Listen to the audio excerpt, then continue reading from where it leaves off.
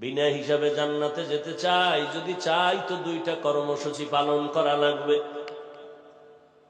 এক নাম্বার কর্মসূচি, আল্লাহকে ভয় করো, তাকওয়া অর্জন করো। দ্বিতীয় কর্মসূচি, মুসলমান হইয়া মরো।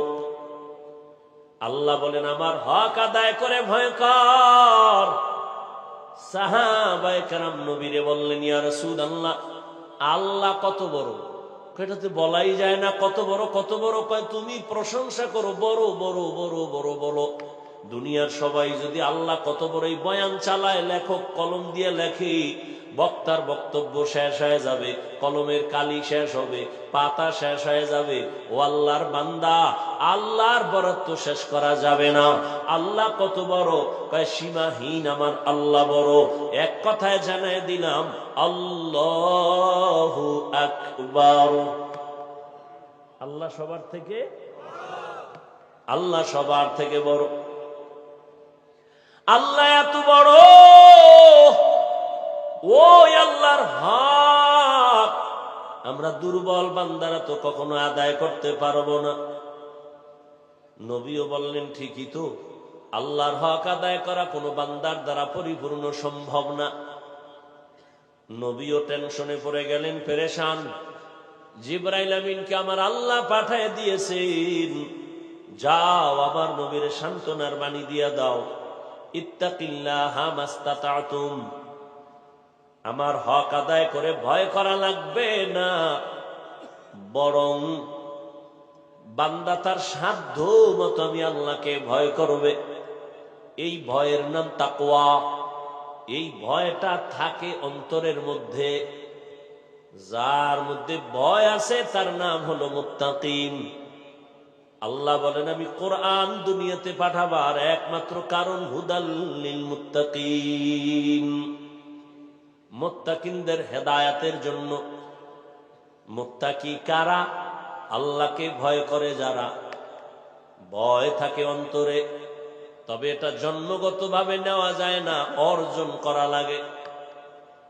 কিন্তু আশ্চর্য, এই ময়দানে যদি আমি আপনাদের জিজ্ঞাসা করি আপনারা কারা কারা আল্লাহকে ভয় করেন, এই প্রশ্ন করলে সবাই দোনো হাত তো উঠাবে। অনেক চালাকেরা দুই পা উঠায় বলবে চার হাত পায়ে আল্লাহরে ভয় করি। অনেক চালাক বলবে হুজুরদের থেকেও ভয় করি। অথচ এখানে এমন আশেক বসে আছেন, ফজর পড়ে নাই, জোহর পড়ে নাই, আসর পড়ে নাই, মাগরিব পড়ে নাই, এশাও পড়ে নাই, আবার বয়ে বয়ে সাফাবাজি করে। নামাজ না পড়লেও আমগো দিল পরিষ্কার। কি ঠিক? আন্দাজে কইছিল ঠিক।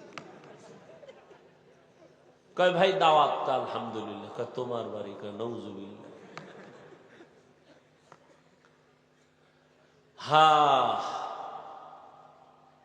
সবাই বলে আমি আল্লাহকে ভয় করি, একজনের দাড়ি নাই বলে আল্লাহকে ভয় করি, আর আমি নামাজ পড়িয়াও বলি আল্লাহকে ভয় করি, আমি পর্দা করে বলি আল্লাহকে ভয় করি, আপনি পর্দা সারিয়া বলেন আল্লাহকে ভয় করি। দোনো দলের ভয় সমান না। তাহলে ভয়ের হাকিকত কি? আসলে ভয়ের হাকিকত উদাহরণত এমন ভাবে বলি, একটা সন্তান মা বাবাকে ভয় করে, তার প্রমাণ কি? বলে মা বাবার সামনে অন্যায় করে না, শাস্তির ভয়। ছাত্র শিক্ষকের সামনে অন্যায় করে না, কেন? বলে মাইরের ভয়। ঠিক এ জমিনে যারা আল্লাহকে ভয় করবেন, ওই বান্দা গলায় ছুরি লাগাবে, গালে দাড়িতে ছুরি লাগাবে না। हर के दारत खौफे हक दर दिल मदम जन्नतुल मअवा देहद उरा मकाम जुज़बा हक़ची जे मखाज इंसुजा फजले उआ मस्ते दर जुमला जहां। अल्लाह के भय करो हे मुमीन। এই ভয়টা মায়ের গর্ভ থেকে পাওয়া যায় না, এই ভয়টা অন্যের থেকে নেওয়া লাগবে, অন্তরে ঢুকাও। কয় কোথা থেকে নিব? লিকুল্লি শাইইন মাদিনুন ওয়া মাদিনুত তাকওয়া কুলুবুল আরিফিন। প্রত্যেকটা ভালো জিনিস রাখার একটা গোডাউন আছে, তাকওয়ার গোডাউন হলো আল্লাহর প্রিয় বান্দাদের কলব, তাদের কলব হলো তাকওয়ার গোডাউন।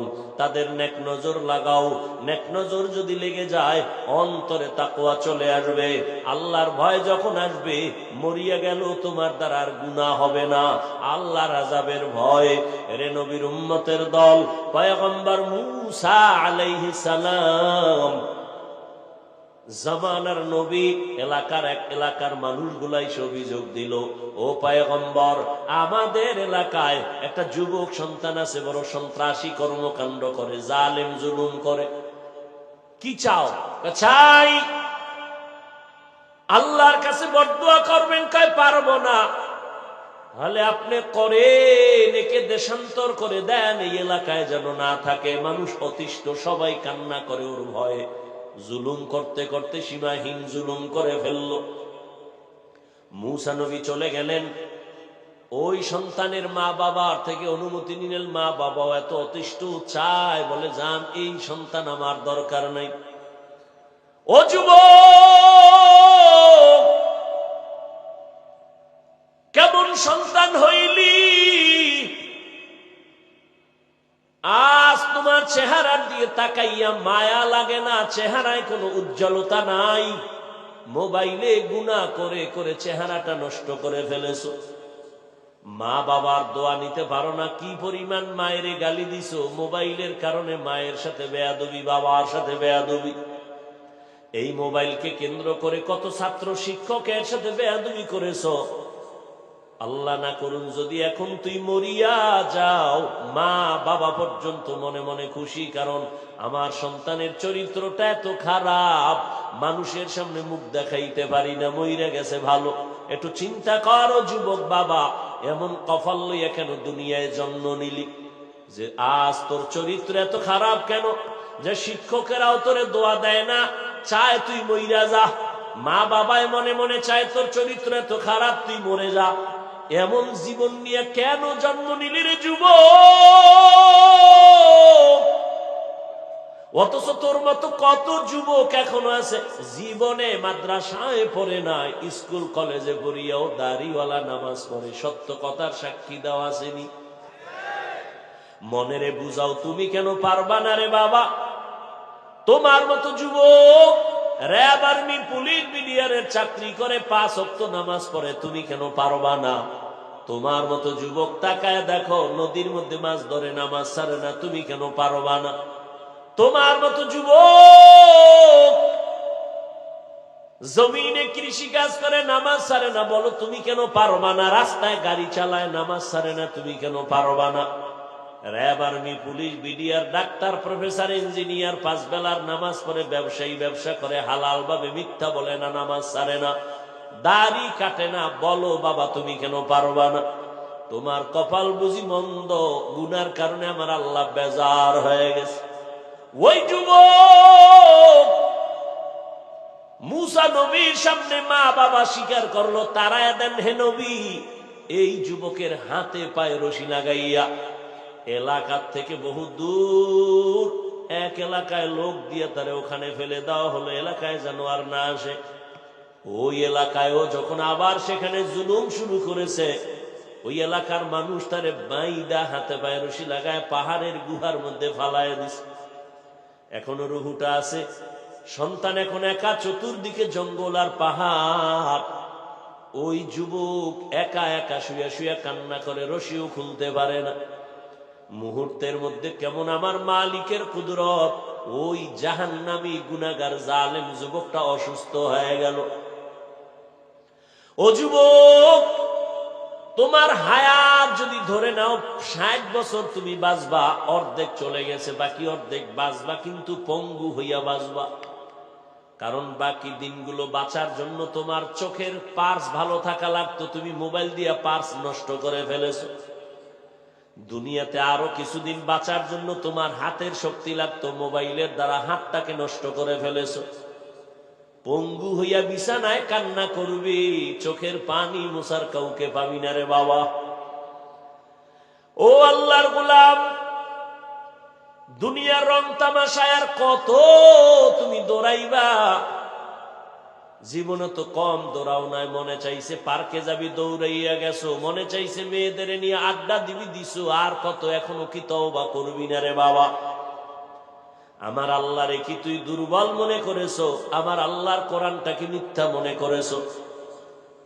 একটা ভুল পারলে এখন বের করে দে কোরআন থেকে, ভালো করে দেখ, আমি এখন দাড়ি কেটে ফেলবো, নামাজ বন্ধ করে দিব। তুমি কেন ১৫০০ বছর পর্যন্ত মহা পণ্ডিতেরা অপচেষ্টা করলো ভুল বের করার জন্য, পারে নাই, বরং বহু বিধর্মী কালেমাওয়ালা মুসলমান হয়ে গেল। তাহলে কোরআন সত্তরে বাবা মনে করছে আমরা হুজুরেরা বোকা, আসলেই আমরা বোকা, একদিকে এক অর্থে বোকা না হয় আমগো যেই পরিমাণ গালাগালি করো, তোরে মাইরা ফালাইতে তো আমগো হুজুর 1 সেকেন্ড লাগতো না। আমরা মাদ্রাসাওয়ালারা যদি রাস্তায় নেমে যাইতাম, ছাত্র শিক্ষক, এই সোনার বাংলায় এক নাস্তিক আমাদের অনুমতি ছাড়া কথা বলার সাহস পাইত না। কিন্তু আমরা উল্টা পাল্টাই যে বয়ান করি, হিন্দুদের গালি দেই না, বৌদ্ধদের বিরুদ্ধে বলি না, খ্রিস্টানের গালি দিলাম না, মনে হয় যেন আমার দেশে হিন্দুরা জামাইয়া ধরে আছে, কিন্তু পার্শ্ববর্তী দেশে আমার জাতি ভাই মুসলমান রিমান্ডে আছে। কথা ঠিক নেই? ও আল্লাহর গোলাম, ও যুবক, তুমি তোমার লাইনে থাকো, স্কুলে পড়ো, কলেজে পড়ো, ডাক্তার হও, ইঞ্জিনিয়ার হও, একজন প্রফেসর হও, ব্যবসায়ী হও, চাকরিজীবী হও, কিন্তু একটাই দাবি, বেয়াদব হইবা না রে বাবা। তোমার ব্যবহারে কোনোদিন যেন তওবা করো, মা বাবা কষ্ট না পায়, তোমার আচরণে যেন কোনোদিন শিক্ষকরা কষ্ট না পায়, তোমার ব্যবহারে আলেম ওলামা যেন কষ্ট না পায়। যদি কষ্টই পায়, ডাক্তার হইয়াও তোর কপালে জুতা, তাসলিমার মতো পালানো ছাড়া পথ পাবি না। আদোবালা জিন্দেগির বড় দাম, মা বাবার দোয়া নিয়ে চলিও রে যুবক। ডাক্তার হইয়াও জীবন হবে তোমার ধন্য, শিক্ষকের দোয়া নিয়ে চলিও, দেখবা জীবনটা ধন্য হয়ে যাবে। আমার আব্বা আম্মা আমার জন্য দোয়া করেছেন, কিন্তু গাওহার ডাঙ্গার চেয়ারে বৈশা বয়ান করা আমার আম্মা শিখায় না, আব্বা শিখায় নাই। আমাকে হাতে ধইরা ধইরা আমার উস্তাদরা আমারে বয়ান শিখাইছেন, লেখাপড়া শিখাইছেন, কলম দিয়া চক সিলার দিয়া লেখা শিখাইছেন, পড়া শিখাইছেন। অতএব আমার মা বাবা যেমন আমার সফলতার চাবি, আমার শিক্ষক আমার বিদ্যা জগতের সফলতার চাবি। এজন্য পয়গম্বরের সাহাবী হযরত আলী রাদিয়াল্লাহু তাআলা আনহু বলেছেন, মান আল্লামানি হরফান ইনশাআ বাআ ওয়া ইনশাআ আতাকা। আল্লাহর নবীর সাহাবী হযরত আলী বলেন, একটা অক্ষর যে আমারে শিক্ষা দিল, সে আমার মাথার মুকুট, চাইলে সে আমারে বিক্রিও করতে পারেন, গোলাম বানাইয়াও রাখতে পারেন। ও আমার কলিজার যুবক, এখনো সময় আছে, তওবা করে নাও। আর জীবনে মা বাবার সাথে বেয়াদবি করবা না, ওস্তাদের সাথে বেয়াদবি করে বদদোয়া নিবা না, আলেমের দোয়া নিয়ে নবীর তরিকা মেনে চলবা। ওই গুহার মুখে বৈশা ওই যুবক ছেলেটার হাতে পায়ে রশি লাগানো, অসুস্থ হয়ে কান্না করে, এবার আমার মালিকের কাছে মাথা নত কইরা কান্না করে, হে মালিক, মনে হয় আমি বাঁচবো না, কিন্তু আল্লাহ, আমার মা আমার উপরে বেজার, আব্বা বেজার, আমার আত্মীয় স্বজন বেজার, কিন্তু আমার এই অসুস্থ হালাত যদি আজ আমার মা পাশে থাকতেন আর দেখতেন, মাও বড় কষ্ট পাইতেন, কান্না করতেন, আমার বাবা পর্যন্ত দুঃখ করতেন। ও আল্লাহ, আমি এমন নিরুপায়, আজ যদি আমি একটু সুস্থ হইতে পারতাম, আমার আব্বা আম্মারে পাইতাম, আমি আমার আম্মার হাত ধইরা দোয়া নিতাম, আর তওবা করতাম, জীবনে গুনাহ করব না, কারো হক নষ্ট করব না, কোনদিন কারো উপরে জুলুম করব না। আমার আল্লাহ কয়, এই ফেরেশতা, কয়েকজন ওই গুহার মধ্যে চলে যাও, একজনে মায়ের চেহারা নিয়ে যাও, আর একজনে বাবার চেহারা নিয়ে যাও, আর একজন স্ত্রীর চেহারা নিয়ে যাও। এইরকম 3টা লোক মায়ের চেহারা বাবার চেহারা নিয়ে গুহায় আইসা সন্তানের খেদমত কইরা কইরা কান্নাকাটি করে, আল্লাহ আমার সন্তানের মাফ করে দাও। আর ওই যুবক আল্লাহর কাছে তওবা করলো। হঠাৎ আল্লাহ ওহী নাজিল করলেন, এই যুবকটা ওই গুহায় ধুকে ধুকে ধুকে ধুকে কষ্ট পাইয়া মরে গেল। আল্লাহ ওহী নাজিল করে কয়, ও মূসা, অমুক এলাকায় একটা যুবক, যাও আমার প্রিয় বান্দা ওলিয়ে কামেল, তার জানাজা পড়ায় দাফন কাফন করো। মূসা নবী আল্লাহর অর্ডার পাইয়া গুহার কিনারায় আসছেন। তাকাইয়া দেখেন অন্যায়ের কারণে যেই যুবকের তারাইয়া দিলাম, এই যুবকের ব্যাপারে আল্লাহ ওহী নাজিল কইরা বললেন সে নাকি আল্লাহর প্রিয় বান্দা। এটা কেমনে হলো? যাক পরে জিগাই, আগে আল্লাহর অর্ডার তামিল করি। জানাজা কমপ্লিট করে দাফন করলেন। আমার আল্লাহ বললেন, আল্লাহকে প্রশ্ন করলেন, নবী মূসা, ও আল্লাহ, এই যুবক তো সেই যুবক মা বাবার বরদোয়া প্রাপ্ত, এটা তো সেই যুবক মানুষ তার অত্যাচারে অতিষ্ঠ। তুমি বললা এ নাকি তোমার প্রিয় বান্দা, এ নাকি তোমার কাছে বড় দামি, এ কেন আল্লাহ জানতে চাই। আল্লাহ কয়, মূসা তুমি কি জানো আমার একটা নাম আছে গফফার, আমার একটা নাম আছে সত্তার, আমার একটা নাম আছে রহমান। আমি তো বান্দারে যতই রাগ দেই কিন্তু মায়া আমার বেশি। হ্যাঁ, সাবাকাত রহমাতি আলা গাজাবি, রাগের উপরে আমার দয়া বেশি। আমি ধমক দিয়েও কিন্তু আবার আশা দিছি, লা তাকনাতু মির রাহমাতিল্লাহ। আমি আল্লাহর দয়া অনেক বড় বান্দা, কই যাইতেছো? আসো, তওবার দরজায় ফিরিয়ে আসো। আমি চাই না তুই জাহান্নামের আগুনে জ্বলবি, কারণ আমি তোরে বানাইছি বড় দুর্বল করে, একটা সেকেন্ডের আগুন সহ্য করতে পারবি না। তওবা করিয়া মুসলমান হইয়া কবরের দেশে চইলা আয়, মুসলমান হইয়া আসো। আল্লাহ বলে নাই বক্তা না হইয়া মরিস না, পীর না হইয়া মরিস না, ডাক্তার না হইয়া মরিস না, কোটি টাকার মালিক না হইয়া মরিও না।